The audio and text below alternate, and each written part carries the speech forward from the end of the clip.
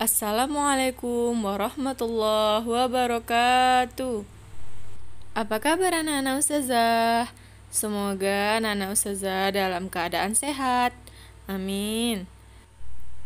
Video kali ini kita akan membahas pembelajaran pada kelas 5, tema 5, subtema 1. Muatan pembelajaran ilmu pengetahuan alam. Sebelum memulai pembelajaran, mari sama-sama kita membaca basmalah. Bismillahirrahmanirrahim. Selamat belajar. Pengertian ekosistem dan jenis makanan hewan. Hubungan timbal balik antara makhluk hidup dan lingkungannya disebut ekosistem. Ekosistem terdiri atas dua komponen, yaitu komponen biotik atau makhluk hidup dan komponen abiotik atau benda tak hidup. Contoh komponen biotik adalah pertama, manusia, kedua, hewan, dan yang ketiga, tumbuhan. Contoh komponen abiotik adalah yang pertama tanah, yang kedua air, yang ketiga cahaya matahari, dan yang keempat suhu.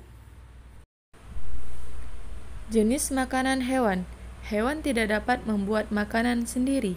Hewan memerlukan makhluk hidup lain untuk dijadikan makanan.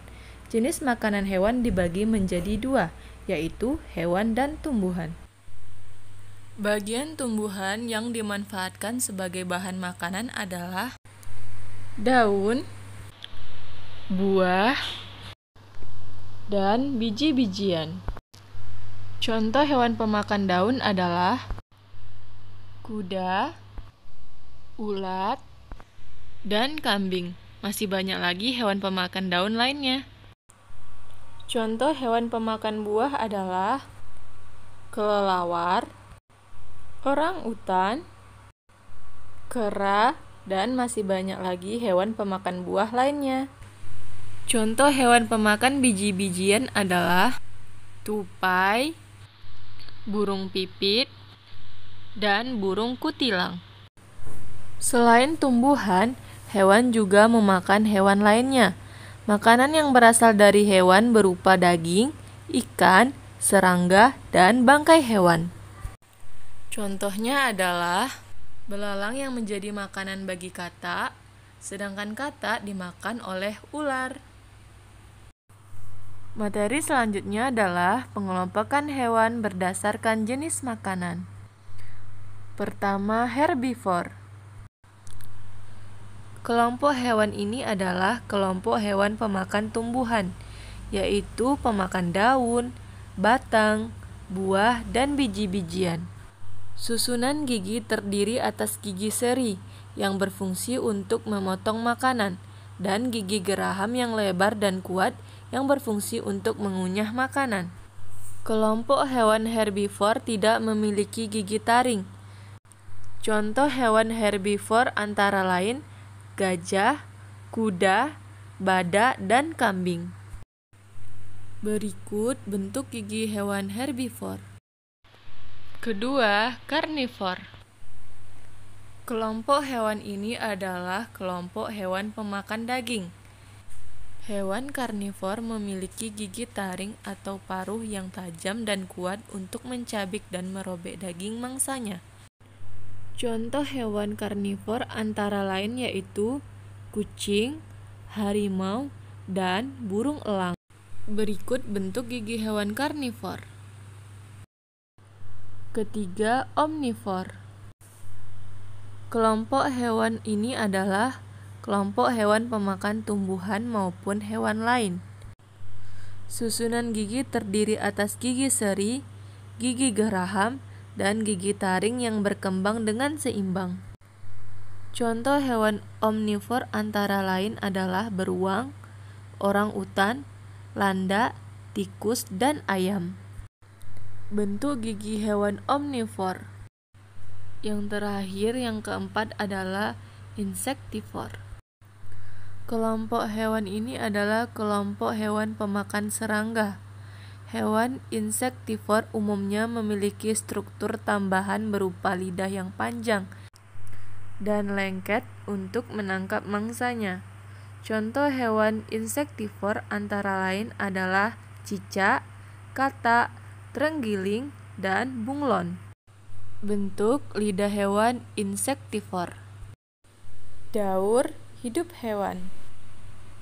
Daur hidup hewan adalah suatu proses perubahan dalam pertumbuhan yang dialami hewan sepanjang hidupnya. Daur hidup hewan dibedakan atas dua, yaitu hewan bermetamorfosis dan hewan yang tidak bermetamorfosis. 1. Hewan bermetamorfosis. Metamorfosis adalah perubahan bentuk tubuh hewan. Berdasarkan tahap daur hidupnya, metamorfosis dibedakan menjadi dua, yaitu metamorfosis sempurna dan metamorfosis tidak sempurna. Metamorfosis sempurna dicirikan dengan bentuk tubuh yang sangat berbeda dengan bentuk telur saat menetas dan bentuk dewasanya. Hewan yang mengalami metamorfosis sempurna melalui tahap kepompong atau pupa. Contoh hewan metamorfosis sempurna antara lain adalah lebah, nyamuk, kupu-kupu, dan lalat. Kupu-kupu merupakan salah satu hewan yang mengalami metamorfosis sempurna. Berikut ini adalah proses daur hidup kupu-kupu. Daur hidup kupu-kupu dimulai dari telur, kemudian menjadi ulat. Selanjutnya, setelah menjadi ulat, kupu-kupu akan berubah menjadi kepompong 1 dan kepompong 2. Setelah mengalami proses kepompong, kupu-kupu akan berubah menjadi kupu-kupu muda. Selanjutnya, kupu-kupu muda akan berubah menjadi kupu-kupu dewasa. Lalu, kupu-kupu dewasa akan bertelur kembali, dan begitu seterusnya. Metamorfosis tidak sempurna dicirikan dengan bentuk tubuh hewan muda yang tidak jauh berbeda dengan dewasanya.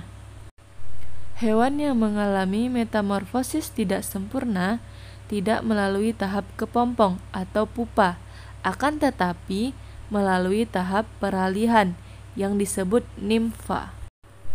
Contohnya yaitu belalang, capung, dan kecoa.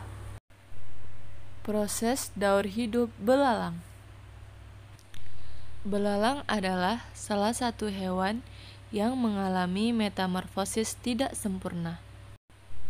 Proses daur hidup belalang memiliki 3 tahap. Yang pertama adalah tahap stadium telur. Yang kedua adalah tahap stadium nimfa. Setelah telur menetas, maka belalang akan berubah menjadi nimfa atau belalang kecil yang belum memiliki sayap dan alat reproduksi.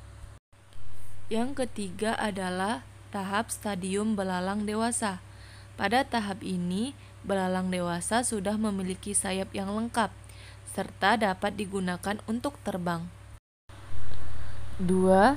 Hewan yang tidak bermetamorfosis. Ada hewan yang bentuk dan struktur tubuhnya sama saat masih muda, sampai hewan tersebut dewasa. Hewan ini dikelompokkan sebagai hewan yang tidak bermetamorfosis. Contohnya adalah kucing, ayam, ikan, dan kerbau. Berikutnya, kucing merupakan salah satu hewan yang tidak bermetamorfosis. Proses daur hidup kucing dimulai dari kucing dewasa melahirkan anak kucing. Selanjutnya, anak kucing berubah menjadi kucing muda. Selanjutnya, kucing muda akan berubah menjadi kucing dewasa. Begitu seterusnya. Oke, sekian dulu ya pembelajaran kita. Semoga pembelajaran kita kali ini dapat dipahami. Amin. Sama-sama kita tutup dengan mengucapkan hamdalah. Alhamdulillahirabbil alamin. Ustazah akhiri, wassalamualaikum warahmatullahi wabarakatuh.